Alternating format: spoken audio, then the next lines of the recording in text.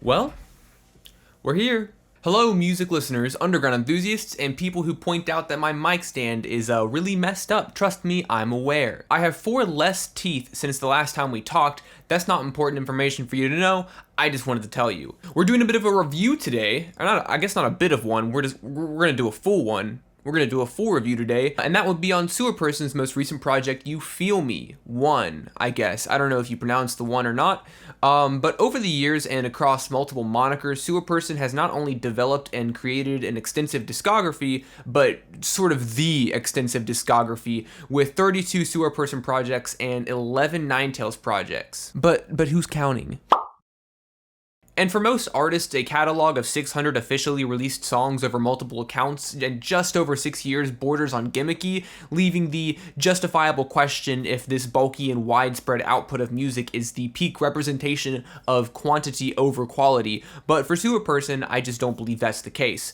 Because despite a machine-level output of singles and albums, Sewerperson's music has always maintained a consistent and respectable quality that has resulted in him becoming one of my favorite artists of all time. I actually know it's a bit hot in here, so I wore this for the gag.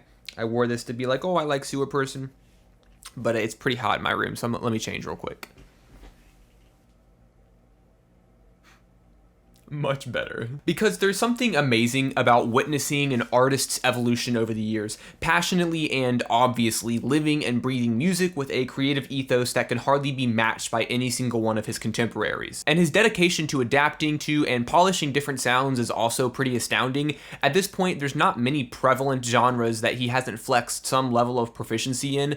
His work with Jabari on Comet and those projects showcases his ability to tackle moody and dark hip-hop with ease. His work on Swamp and Feathers and Glue reminded everyone what an emo trap powerhouse he really is. Eyeball Soup was a fantastic acoustic folk project that delivered vivid narratives, and Dream Hopping was just good fucking lo-fi. And that's not even getting into the highly experimental color EPs, which kicked off the Sewerperson account with some of the most refreshing music that I had heard in a long time. But honestly, I am getting carried away. I just figured that it is important now to reveal my bias for his music. I could make a 2-hour-long video, and I am, just about the depth and importance of his extended discography. The only reason that I am getting detailed now is because I surprisingly haven't found many opportunities to talk much about his music on the channel yet. But that is a video for a later date. Today we're talking about ufeelme, a project that puts Jabari in the executive producer chair, but with a couple more producers finding their way onto tracks to bring some of their flair into the mix. 8 tracks, 18 minutes. Let's talk about it. The project starts off with Cocoon, which is a moody track focused heavily on imagery delivered with a semi-aggressive tone over Jabari's recognizable dampened vocal chops and piercing and punchy drums. And Jabari does a great job at setting a tone and energy in his production, taking straightforward components of a track and arranging them in really interesting ways. Because the beat honestly doesn't have much of a main driving melody and is really a combination of harsh drums layered over each other in interesting patterns. The melodies that do exist are pretty far removed from the foreground of the song and float in the hazy darkness of the background. And for the intro for the project, Sewerperson sort of lays out his mission statement and sets the precedent for the upcoming tracks. At 1.5 minutes, it's not a long song, but it feels condensed and compact, with Sewer shooting from the hip in every direction with his lyricism and imagery. Acknowledging his growth and evolution as an artist, as well as surpassing his contemporaries and anyone else who doubted him. The flows and vocals have a bite to them, with a precise enunciation dedicated to each syllable, all with a tinny and sharp vocal mix as well.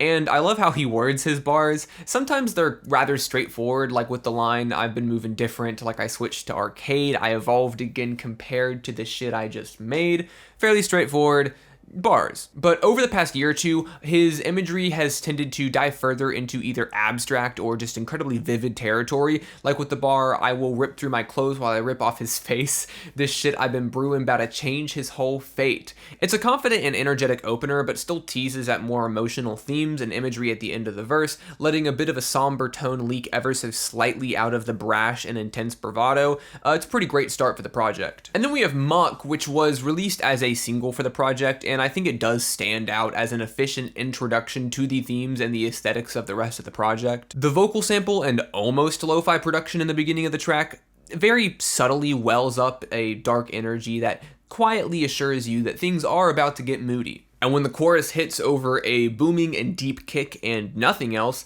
not only does its catchiness immediately sink its teeth into you, but it also feels somewhat reserved in the production, letting his first bars really leave an impact. And although Muck does focus on some tight flows and steady rapping, I really do enjoy Sewerperson singing on this quite a bit, because his high-passed, tinny vocals have cemented themselves into his aesthetic, standing out from a genre taking influence from melodic rap and smooth R&B, and I think that it has resulted in many of his mixes leaving a synthetic residue to them. But I think that it is important to recognize that breaking away from that and delivering some smooth, solid singing is something that he is more than capable of doing.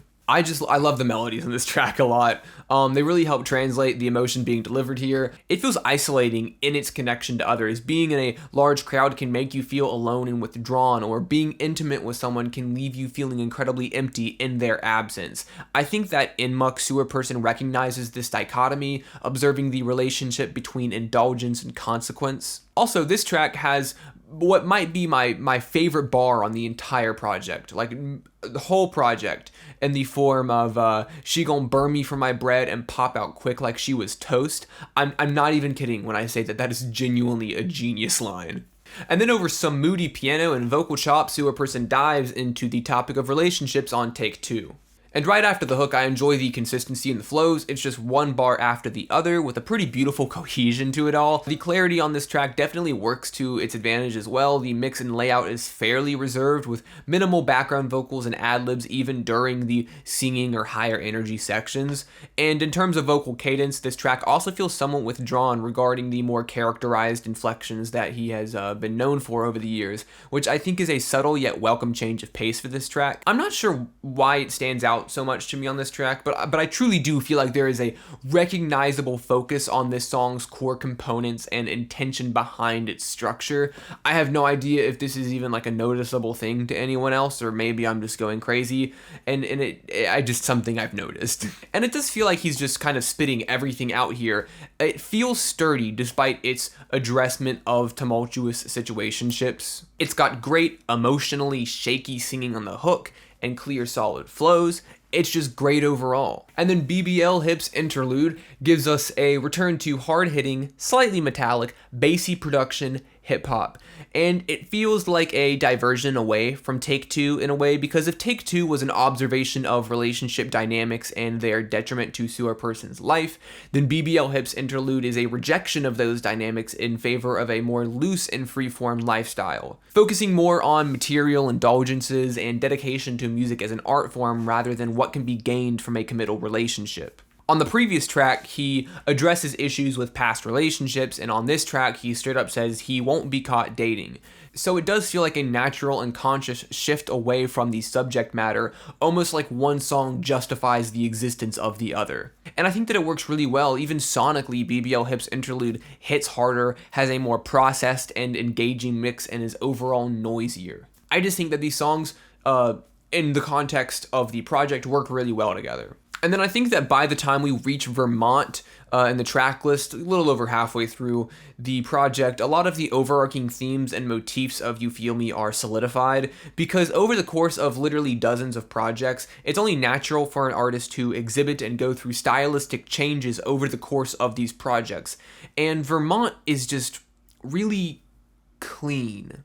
The vocals have a biting sharpness to them, delivered with clarity and poignancy. It is a melancholy track detailing interpersonal decay and a hollow sense of hopelessness that comes with the realization that things just simply aren't what they used to be. As Jabari and Kavi's production and swelling melodies reinforce every syllable of Sewerperson's words, it's hard not to be empathetic to the subject matter at hand. Because although the more popular and widespread style and aesthetics of emo rap, a genre of a bygone era in Sewerperson's discography, are almost absent from his current day output, at its core, this song is heartbreaking and does really lean into a lot of those topical and lyrical aesthetics that we have seen on past tracks. And the writing on Vermont showcases the honest vulnerability that bleeds through the entire project, even in its most confident moments. Because for every flex and confidently brash statement on Cocoon or BBL Hips Interlude, there is a contrasting peek behind the curtain in Vermont that doesn't justify the attitude and simply opens up to pour out straightforward honesty. And then after such an emotionally deep analysis, we take a welcome detour and see Sewerperson's confidence build back up in the form of VIP, and this track is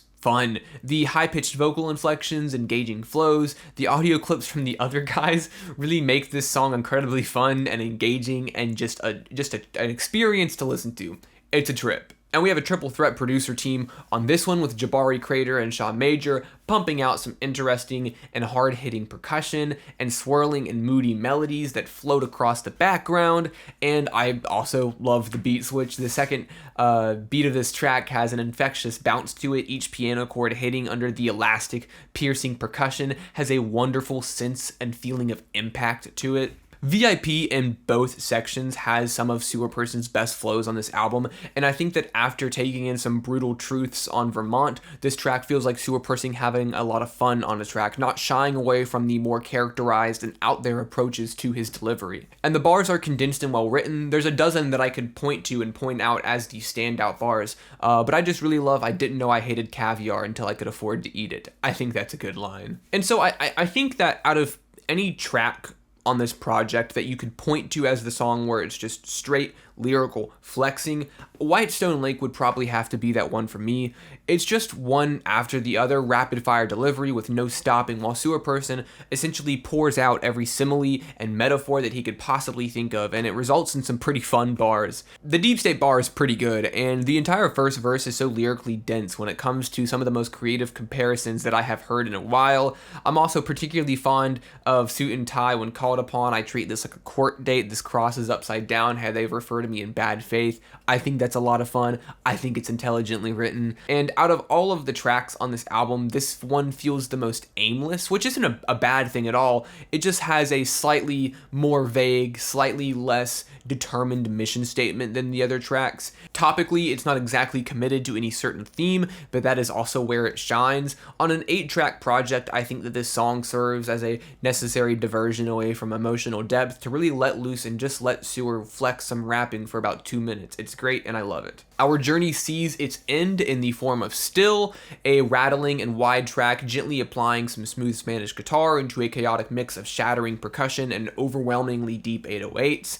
In terms of sonic energy, I feel like it does serve as the climax, peaking in energy as Sewerperson and 4 producers let loose to deliver what is probably the busiest song on the album. And I think that lyrically, this song also tackles pretty much everything we've seen so far on the project, from relationship dynamics, the benefits of adhering to a lifestyle that rewards a sense of emotional nomadism, earnest recognition of detriments that seem to be the inevitable byproducts of associating with certain people or certain lifestyle choices.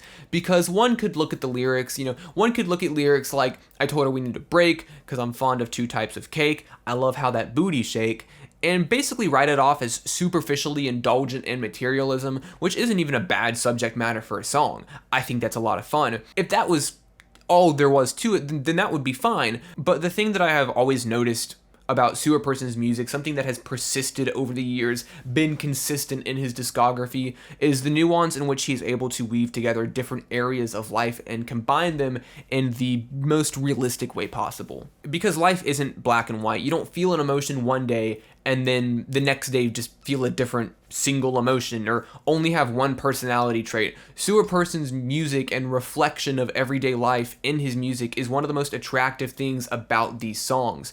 I'm allowed to be emotionally conflicted or distant while also having fun given the opportunity. These feelings are not mutually exclusive, and it's kind of silly to assume they are. And I think that Sewerperson does a great job of reflecting the realism of life, of emotional states, of an ever-changing psyche of somebody who is going through so many different things at once. I can be sad and have fun at the same time. I can emotionally yearn for relationships while also wanting to be distant from people due to the detriment and harm that can come from said relationships. I can enjoy the more material things in life while also valuing intelligence and emotional depth. It's nuanced. It's not black and white. It's life is gray. Life is just a lot of gray. So yeah, if you enjoy hard-hitting hip-hop with some pretty impactful production paired with lyricism and flows that pretty much cover as much ground as possible, all wrapped up in a nice little moody Toronto hip-hop bow, then I think that you would get a lot out of this project. I have certainly enjoyed it quite a bit, and I think the more time that I have spent with it, the more time that I have spent listening to it, the more I have gotten out of it. And the more value I see in each song individually, and the more value I see in each song as a gear turning in the context of this project of You Feel Me. It's pretty good. I like it quite a bit. Until then, I will see you next time for the next review. Yeah, that's it. Bye.